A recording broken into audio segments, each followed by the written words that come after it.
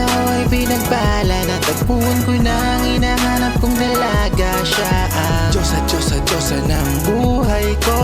Diyosa, Diyosa, Diyosa ng buhay ko. Sounds like lalalala, mukhang hindi ko na kailangan ng marijuana. Siya ang Diyosa, Diyosa, Diyosa ng buhay ko. Diyosa, Diyosa, Diyosa ng buhay ko. Akala ko wala ng kwenta ang buhay ko, pero sa'yo ay nagkakulay ito.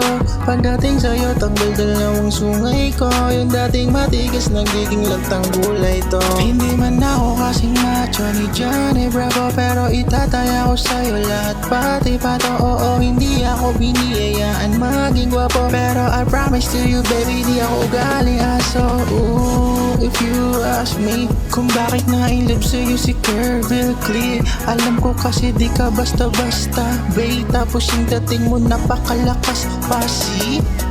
Isa pa, god damn, you're so hot like fire. You're so fly, lagpas is kaya. Gusto kita and I won't deny.